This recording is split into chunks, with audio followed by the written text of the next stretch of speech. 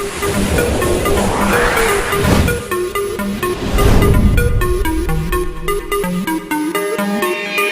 Students, DSP sir की class में आपका स्वागत है। और आज आप सीखने जा रहे हैं कक्षा 6 की गणित अभ्यास 6C बीजीय व्यंजक। अगर नए हैं तो हमारे यूट्यूब चैनल को सब्सक्राइब करके बेल आइकन को जरूर दबाएं ताकि आने वाली वीडियो की नोटिफिकेशन सबसे पहले आपको मिले।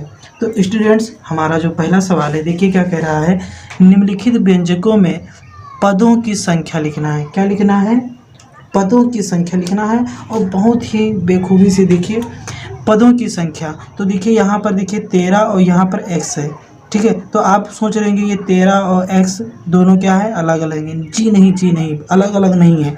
देखिए ये 13 और गुणे x, अगर इसका हम गुणा करेंगे तो ये 13x कुल मिलाकर एक ही में तो हो गया है। जैसे देखिए 4 गुणे 5 होता है, ये दो थोड़ा ना है। 4 5 को गुणा करेंगे तो 4 पंचे 20, तो कुल मिलाकर ये एक ही पद है ना। तो ये हमारा क्या, आपको क्या बताना है? व्यंजकों में पदों की संख्या ही तो बतानी है। तो स्टूडेंट्स, हमारा उत्तर क्या हो जाएगा? तो ये हमारा कौन सा पद है? 1। तो यहाँ पर हमारा उत्तर हो जाएगा 1, क्योंकि इसमें पदों की संख्या क्या है? 1 है। तो यही हमारा क्या हो जाएगा? आंसर हो जाएगा। दूसरे वाले में देखिए हम चिन्ह से लेते हैं, तो इसमें देखिए कोई चिन्ह नहीं था, एक ही तो आगे है। इसमें देखिए ये आगे कोई चिन्ह है तो प्लस है, और इसमें पीछे भी देखिए y के साथ भी प्लस है, यानी एक पद ये हो गया और एक पद ये हो गया। तो कुल कितने पद हो गए? 2 पद। यही हमारा क्या हो जाएगा? आंसर हो जाएगा। इसमें देखिए एक पद ये हो गया, देखिए ये माइनस सहित लेंगे, दूसरा पद हो गया, और ये हमारा तीसरा पद हो गया। यानी कि इसमें कुल कितने पद हैं? 3 पद हैं। कितने पद हैं? 3 पद हैं। और चौथा वाले में देखेंगे, देखिए इसमें देखिए 3x - 5z है। तो देखिए एक पद ये हो गया और एक पद ये हो गया। कुल मिलाकर इसमें कितने पद हैं? 2 पद हैं। तो यही हमारा क्या हो जाएगा? आंसर हो जाएगा।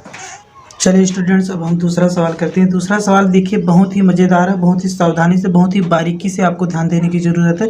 देखिए इसमें कह रहा है निम्नलिखित व्यंजकों की डिग्री बताना है। किसकी बताना है? व्यंजकों की डिग्री बताना है, और उनके पदों की भी डिग्री बतानी है। यानी कि व्यंजक का भी डिग्री और उनके पदों की भी डिग्री, यानी कि दोनों की डिग्री आपको बतानी है। तो देखिए सबसे पहले तो हम पहले लिखेंगे व्यंजकों की डिग्री। क्या लिखेंगे? व्यंजकों की डिग्री। तो व्यंजकों की डिग्री हमारी देखिए कितनी है? तो व्यंजकों की डिग्री देखिए इन पूरे व्यंजक में सबसे जो बड़ी घात होती है पहले हम उसकी लिखते हैं। तो क्या है? 2 है। तो यहाँ पर व्यंजकों की डिग्री क्या हो जाएगी? 2 हो जाएगा। कितना हो जाएगा? 2। अब तुम्हें पदों की डिग्री बतानी है, यानी कि पावर बताना है, मतलब घात बताना है। तो सबसे पहले लिखिए x स्क्वायर की डिग्री कितनी होगी?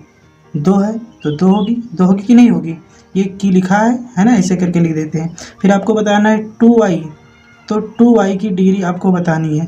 तो 2y की डिग्री आपकी क्या हो जाएगी बताइए? तो यहाँ पर कोई पावर नहीं है, तो क्या है?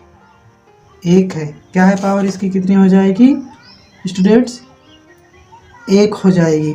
और फिर यहाँ पे देखिए y है, तो यहाँ पर इसका 1, यहाँ पर कोई नहीं है गुणांक, तो इसका क्या होता है? 1 घात होता है, ठीक है। और यहाँ पर फिर देखिए 3 की डिग्री, तो इसकी डिग्री क्या हो जाएगी? 0 हो जाएगी। क्या हो जाएगी? 0। तो अतः हम कह सकते हैं कि हमारा उत्तर कितना होगा? देखिए 2 2 1 0, यही हमारा क्या हो जाएगा? आंसर हो जाएगी। हमने यहाँ फिलहाल अलग अलग बताया है और यहाँ पर पदों की डिग्री अलग अलग करके बताया गया है, ठीक है। तो ये सारे देखिए पद कितने थे? पूरे 3 पद थे, 1 2 3। तो ये पहला पद, दूसरा पद, तीसरा पद, ठीक है। तो सबका हमने बता दिया। इसी तरह से इसका वाली भी करेंगे। तो इसमें पहले लिखेंगे व्यंजकों की डिग्री। तो व्यंजकों की डिग्री में देखिए पावर क्या है? 3 है घात, तो हम यहाँ पे 3 लिख देंगे। अब सब पदों की बताना है। तो पहले क्या, पहला पद क्या है? 3x³, मतलब इसकी डिग्री बतानी है। तो इसकी डिग्री क्या है? देखिए 3 है। 3 की नहीं है। अब तुम्हारा बताना है इसका, तो 4xy², ठीक है। तो इसका डिग्री कितनी होगी बताइए? तो इसमें देखिए 2, और फिर आप देखिए यहाँ पर भी कोई नहीं है, तो इसके ऊपर 1 डिग्री है। जैसे आपने अभी यहाँ बताया था y था, तो यहाँ पर 1 डिग्री ये लिखा था कि नहीं लिखा था? 1 था, क्योंकि इन दोनों का गुणा है, तो ठीक है 1 था। तो यहाँ भी तो 1 होगा, तो 2 और 1 कितना हो गया? 3 हो गया, ठीक है। तो ये हमारा आंसर हो जाएगा। कहने का मतलब अतः हम कह सकते हैं कि 3 3 3 है ना, क्या है ये हमारा आंसर हो जाएगा। ठीक है, अगर किताब की तरह चले तो या तो फिर अलग अलग इस तरह से कर लेंगे। समझ में आया कि नहीं समझ में आया? ठीक है, आपको अगर यहाँ से लेकर कन्फ्यूजन है तो देखिए 2 ये हो गया और इसके ऊपर 1 है कि नहीं है, तो जहाँ पर कोई नहीं है केवल जैसे ये x है तो इसके ऊपर क्या है 1 है, कहीं भी y मिले तो इसके ऊपर 1 है। ठीक है, सबके ऊपर 1 होता है। ठीक है, और या फिर लिखा रहे 2 या 3। ठीक है, तो जब यहाँ पर कोई ना हो तो वहाँ पे क्या होता है 1 होता है, और कोई गिनती है 2 है 5 है तो इसके ऊपर क्या होता है 0 होता है। ठीक है, तो इस तरह से हम निकालेंगे। ठीक है, दूसरा का तीसरा सवाल देखते हैं। तो इसमें भी आपको वही बताना है, पहले व्यंजकों की डिग्री और उनके पदों की डिग्री। ठीक है, पहले लिखेंगे व्यंजकों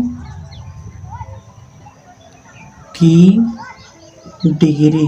क्या लिखेंगे? व्यंजकों की डिग्री। तो यानी कि सबसे बड़ी घात जो है क्या है 4, यानी कि ये पूरे व्यंजक की डिग्री हो गई। ठीक है, अब हमें पदों की डिग्री लिखनी है, तो हमें पदों की डिग्री देखिए क्या होगा।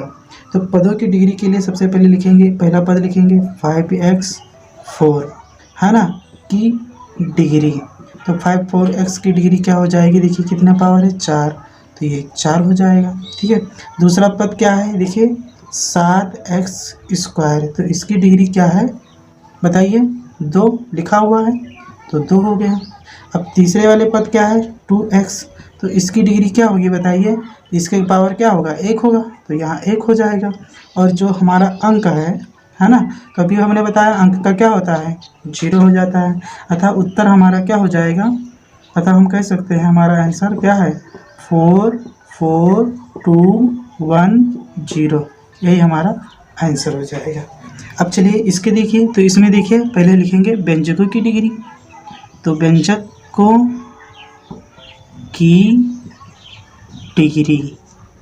ठीक है, तो व्यंजकों की डिग्री हमारी कितनी है देखिए, पावर कितना है 2, तो ये 2 हो गया।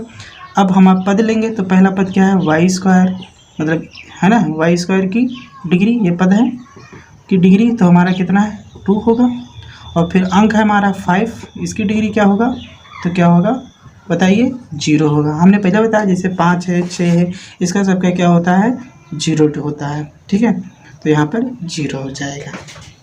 तो चलिए स्टूडेंट्स हम तीसरा सवाल हल करते हैं। तीसरा सवाल हमारा कह रहा है निम्नांकित में सत्य आपको बताना है, सत्य कथन कि सत्य है कि असत्य है। तो पहला पद है, इसमें लिखा है 5x² yz द्विपद व्यंजक है। तो आप जरा देखिए ये पूरा एक ही पद तो है, इसमें तो कोई और कोई चिन्ह है नहीं, यहाँ पर आगे है, इसका मतलब ये एक ही चिन्ह है, तो ये हमारा क्या है एक पद है। ठीक है, बाकी ये सब गुणे के रूप में लिखा हुआ, ये सब हमारा क्या है एक पद है, तो इसलिए ये क्या है असत्य है। क्या है असत्य है। दूसरा क्या है x² - 8s + 10, क्या है द्विव्यंजक, द्विपद व्यंजक है। तो इसमें देखिए एक पद हो गया, 2 पद हो गया, 3 पद हो गया, और ये कह रहा है द्विपद व्यंजक है, तो इसलिए ये भी क्या है असत्य है। इसमें देखिए तो एक पद ये हो गया और एक पद ये हो गया, 2 पद, और ये कह रहा है द्विपद व्यंजक है, मतलब ये क्या है आपका सत्य है, क्योंकि ये 2 ही बोल रहा था द्विपद, द्विपद मतलब द्विपद होना चाहिए, तो एक पद 2 पद। और इसमें देखिए एक पद 2 पद 3 पद था, और लेकिन ये कह रहा है द्विपद व्यंजक है, इसलिए असत्य था। इसमें देखिए ये एक ही पद था, लेकिन इसमें बोल रहा द्विपद है, इसलिए असत्य था। और इसमें देखिए तो इसमें देखिए एक पद ये हो गया, एक पद ये हो गया, और एक पद ये हो गया, कुल मिलाकर कितने पद हो गए 3 पद हो गए, लेकिन ये कह रहा है कि द्विपद व्यंजक है, इसलिए ये क्या है असत्य है। तो चलिए स्टूडेंट्स हमारा चौथा सवाल कह रहा है निम्नांकित में एक पदीय द्विपदीय एवं त्रिपदीय व्यंजक बताइए। तो इसमें देखिए एक पद 1 हो गया और ये हमारा 2 हो गया, तो इसमें देखिए 3xy और +7, इसका मतलब ये हमारा एक पद ये और एक पद ये, हमारा कितने पद हो गया द्विपदीय, तो हम लिखेंगे ये हमारा क्या है द्विपदीय है। क्या लिखेंगे 2 पदीय, यही हमारा आंसर हो जाएगा। इसमें देखिए एक ही पद है क्योंकि और कोई चिन्ह है नहीं, तो यहाँ पर हम लिखेंगे एक पदीय, क्योंकि ये हमारा एक पदीय है, क्योंकि इसमें एक ही पद है। इसमें देखिए एक पद 2 पद और ये 3 पद, देखिए 3 एक चिन्ह 2 चिन्ह और एक आगे प्लस है, क्योंकि प्लस दिखता नहीं है, तो एक पद 2 पद और 3 पद, यानी कि ये हमारा क्या क्या है त्रिपदीय है। क्या है त्रिपदीय, ये हमारा आंसर हो जाएगा। ठीक है, इसमें देखिए एक पदीय हो गया एक पदीय हो गया, यानी कि ये हमारा कितना हो गया 2 पदीय हो गया, कितना हो गया 2 पदीय, ये हमारा आंसर हो जाएगा। इसमें देखिए एक पदीय हो गया एक पदीय हो गया एक पद ये हो गया, है ना, चिन्ह से लेंगे तो 1 2 3, यानी कि ये हमारा क्या हो गया त्रिपदीय हो गया। तो स्टूडेंट्स हमारा 5वां सवाल कह रहा है, देखिए क्या कह रहा है, x² y - 7xy + 10 पदों की संख्या की दृष्टि से, ये पूरे हैं पद, और पदों की संख्या की दृष्टि से तो देखिए 1 2 3 है ना, से कैसा व्यंजक है, यानी कि कैसा व्यंजक पूछ रहा है। तो पदों की दृष्टि की संख्या के अनुसार ये हमारा 1 पद 2 पद 3 पद, यानी कि हमारा कौन सा व्यंजक है, त्रिपदीय व्यंजक है। तो क्या लिखेंगे उत्तर में हमारा क्या हो जाएगा, त्रिपदीय व्यंजक। ठीक है, त्रिपदीय हमारा आंसर हो जाएगा। तो चलिए स्टूडेंट्स हम 6वां सवाल लास्ट देखने जा रहे हैं। देखिए इसमें क्या कहा गया है, सबसे पहले ध्यान से पढ़ लेते हैं। देखिए कहा गया है, नासरीन के पास 3x आम थे। कितने आम थे, 3x आम थे। उसने 2y आम मतलब 2y आम अपनी बहन अबीना को दे दिया। तो ज्ञात करना है। देखिए क्वेश्चन नीचे लिखा हुआ, नासरीन के पास कितने आम शेष रहे। तो देखिए नासरीन के पास कितने आम थे, 3x आम थे।